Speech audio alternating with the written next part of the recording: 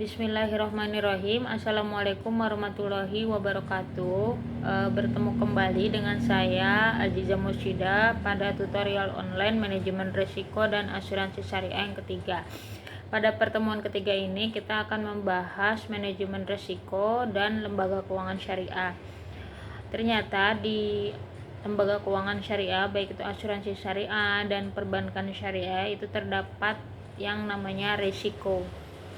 Bagaimana sih resiko itu dan apa saja resiko itu, kemudian bagaimana implementasinya di lapangan. Ternyata resiko itu merupakan hal-hal yang masih bisa dihindari apabila sesuatu itu terjadi. Kalau misalkan resiko itu ternyata masih bisa diukur, sedangkan hal-hal yang tidak bisa diukur seperti bencana, musibah itu tidak bisa diukur. Tapi kalau misalkan resiko itu masih bisa kita prediksi. Nah, ke dalam lembaga keuangan syariah, resiko itu tuh dibagi menjadi resiko pasar, resiko aset, resiko kewajiban, sama resiko likuiditas. Adapun resiko internal dan eksternal itu juga bagian dari resiko pasar, resiko aset, resiko likuiditas, dan resiko kewajiban.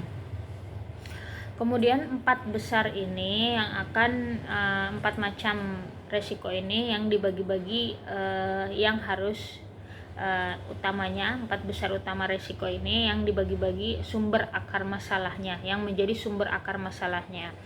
Kemudian bagaimanakah kita bisa menghadapi resiko-resiko yang tadi sudah disebutkan? Pertama, kita harus bekerja sama dengan DPS, yaitu Dewan Pengawas Syariah. Apalagi di asuransi syariah itu ada yang namanya prinsip-prinsip syariah, yang mana akad-akad yang ada dalam asuransi syariah ini harus benar-benar terhindar dari maghrib, dan DPS itu harus mengawasi bagaimana akad-akad ini berjalan dengan baik. Kemudian yang kedua, kita bekerja sama dengan OJK atau Otoritas Jasa Keuangan dalam mengawasi bagaimana proses produk perbankan syariah ataupun asuransi syariah ini bekerja dengan baik.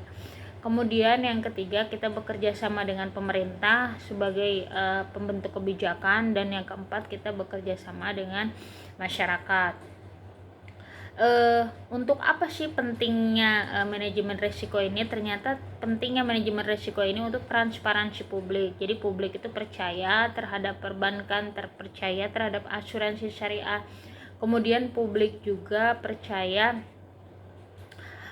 bagaimana kita bisa menjaga resiko-resiko tadi, sehingga kepercayaan ini bisa berlanjut terus, dan juga perusahaan itu bisa terus berkembang.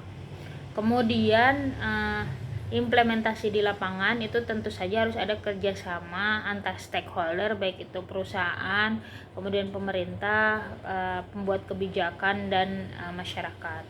Terima kasih atas perhatiannya. Wassalamualaikum warahmatullahi wabarakatuh.